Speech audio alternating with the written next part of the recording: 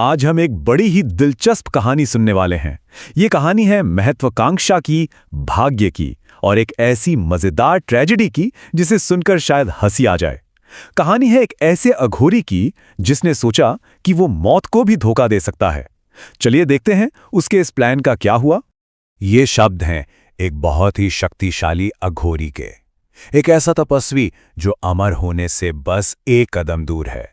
सोचिए, 99 बलियां वो दे चुका है, बस एक आखिरी बलि और फिर मौत भी उसका कुछ नहीं बिगाड़ पाएगी। तो कहानी में अब एंट्री होती है दो किरदारों की।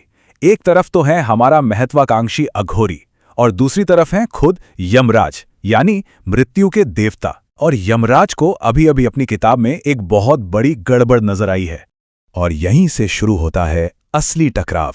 देखिए, अघोरी अपने प्लान के आखिरी स्टेज पर है, अमर होने के लिए पूरी तरह तैयार। लेकिन किस्मत की किताब में उसकी कहानी का अंत कुछ और ही लिखा हुआ था। और यहीं पर कहानी में आता है एक मजेदार ट्विस्ट। यमराज को पता है कि अघोरी के पास हमेशा का समय नहीं है, उसके पास हैं सिर्फ 4 दिन, क्योंकि चौथे दिन खुद अघोरी की मौत लिखी हुई है। तो अब एक रेस शुरू हो चुकी है समय के खिलाफ। तो अब अघोरी क्या करता है? क्या वो अपनी मौत की खबर से डर जाता है? नहीं, बल्कि वो यमराज को ही चैलेंज करने का फैसला करता है। वो अपनी शक्तियों का इस्तेमाल करके भेष बदलेगा, यमराज की नजरों से छिपेगा और अपनी 100वीं बलि पूरी करके रहेगा। अघोरी का पहला प्लान एकदम सिंपल, एक मामूली सा कुत्ता बन जाना। आखिर गली में घूमते एक कुत्ते पर कौन ही शक करेगा, है ना? उसे लगा ये तो एकदम परफेक्ट प्लान है, या शायद उसे सिर्फ ऐसा लगा। और वो अपने आप में कितना खुश था, सोच रहा था, वाह क्या दिमाग लगाया मैंने, अब तो बढ़िया खाना भी मिलेगा और शिकार भी मिल ही जाएगा। मतलब पूरा ओवर कॉन्फिडेंस। पर होना क्या था और हो क्या गया? गांव वालों ने उसे दूध रोटी चुराने वाला कुत्ता समझ लिया। बस फिर क्या था, उसे ऐसी दौड़ा दौड़ा कर पिटाई मिली कि बेचारे अघोरी को अपनी जान बचाकर वहां से भागना पड़ा। पहला प्लान पूरी तरह फेल। लेकिन अघोरी ने हार नहीं मानी।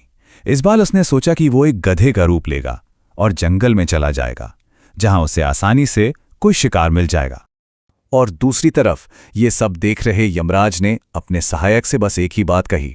उन्हें पता था कि अघोरी जो जाल दूसरों के लिए बिछा रहा है ना, उसमें वो आखिर में खुद ही फंसने वाला है।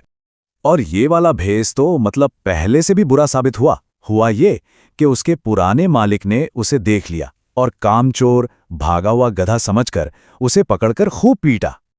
अब अघोरी के पास सिर्फ 2 दिन बचे थे और वो लगभग हताश हो चुका था। इस बार उसने सोचा कि वो एक विशाल, खतरनाक सांप बनेगा जिससे डरकर कोई उसके पास भी नहीं आएगा। लेकिन किस्मत देखिए, खतरनाक दिखने की बजाय वो सीधा जा पहुंचा एक बहुत ही गंदे से बाथरूम में, और वहां उसे एक ऐसी निडर महिला मिली जो उससे डरने की बजाय झाड़ू लेकर उसी के पीछे पड़ गई। अब अघोरी को साफ समझ आ गया था कि ये कोई इत्तेफाक नहीं है, ये यमराज का ही खेल है। तो अब आ गया है चौथा और आखिरी दिन। समय लगभग खत्म हो चुका था। अब अघोरी को अपना फाइनल मूव, अपना आखिरी दांव चलना ही था। इस बार अघोरी ने एक बहुत चालाक योजना बनाई। वो खुद एक बकरी बन गया। सोचा कि कोई इंसान उसे पकड़ने आएगा और जैसे ही वो पास आएगा, अघोरी उसी की बलि दे देगा। मतलब शिकारी बनने के लिए वो खुद शिकार बन गया। और प्लान काम करता दिखा। बकरी के रूप में उसे एक आदमी अपनी तरफ आता हुआ दिखा। अघोरी मन ही मन खुश हुआ, वाह, शिकार खुद चलकर मेरे पास आ रहा है।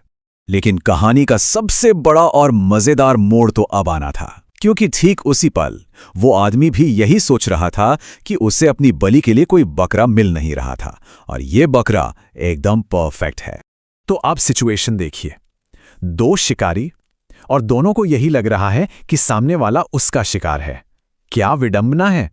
और यहीं पर यमराज की वो पुरानी बात एक बार फिर सच साबित होने वाली थी। जो दूसरों के लिए गड्ढा खोदता है, वो एक दिन खुद ही उसमें गिरता है। और फिर वही हुआ जो होना था। अघोरी बकरी के रूप में आदमी पर झपटने की तैयारी कर ही रहा था कि उस आदमी ने अपनी बलि पहले चढ़ा दी। अघोरी अपनी बलि के प्लान में इतना खोया हुआ था कि वो ये भूल ही गया कि बकरों की भी बलि दी जाती है। शिकारी बनने की उसकी योजना ने उसे ही सबसे सही शिकार बना दिया। तो ये कहानी हमें एक बहुत गहरे सवाल के साथ छोड़ जाती है। क्या हमारा भाग्य पहले से लिखा होता है, अटल होता है, या हम खुद ही अपनी योजनाओं और कर्मों से अपने लिए वो जाल बुनते हैं जिसमें हम आखिरकार फल जाते हैं? इस पर सोचिएगा जरूर।